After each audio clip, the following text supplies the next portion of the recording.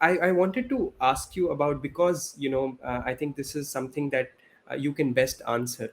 For people who are uninitiated, and people who don't know much about Hindu Dharma, as well as I would say even younger generation, some of the younger generations in India who are often very uprooted from their own culture because of the kind of education system we have in India. Uh, how would you describe Sanatan Dharma to them? Well, Sanatana Dharma can be described in several different ways.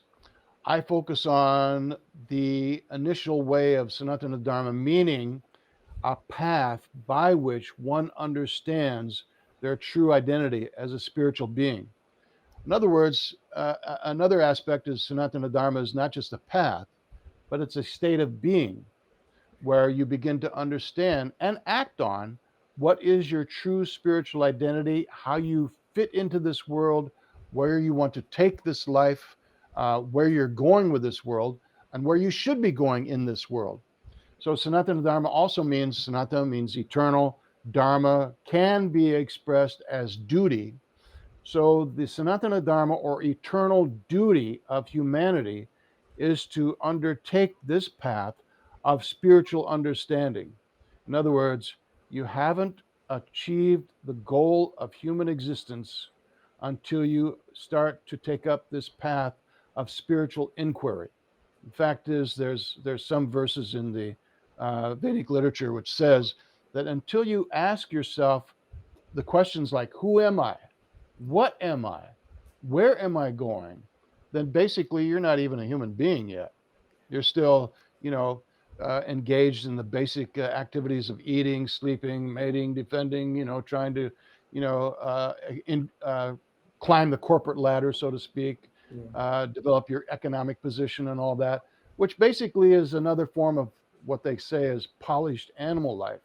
Yeah. Well, okay. So we want to go beyond that. So then we have to take up the path of Sanatana Dharma, which is the path of spiritual inquiry to find out who and what we really are, how we even got this body, what are we doing here?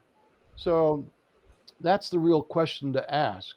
And then you can take up the real purpose. Otherwise, it's simply as the Vedic literature explains, it's just going round and round and round in the endless cycle of samsara, or the cycles of birth and death.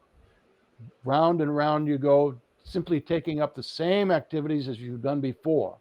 So, it's like banging your head against the wall because it feels so good when you stop, simply because a little bit of pleasure in the material world makes everything all right. Well, the thing of it is, the little bit of pleasure doesn't even compare with the spiritual pleasure, the spiritual ecstasies you can attain simply by engaging in a higher level of spiritual experience. And this is the whole point of Vedic culture, which really caught my eye, is that the Vedic culture doesn't depend on faith alone. You may start with faith, but it gives you the process by which you purify or spiritualize your consciousness enough where you begin to have your own spiritual experiences. And that's what makes the difference. I give the example of a radio wave. A radio picks up so many different radio waves, or television, whatever. You can't see the radio waves, you can't taste them, you can't hear them, you can't feel them, but they're there. But you have to have the proper receiver. So the same thing is, spiritual energy is all around us.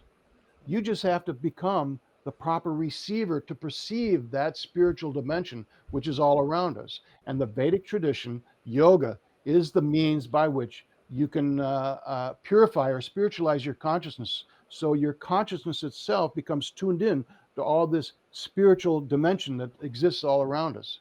And then once you begin to have your own spiritual experiences, then you have no further doubt as to the reality of that being there, the spiritual dimension being there, and also the process that is given to us in the Vedic tradition, which can deliver that to you or take you into that dimension.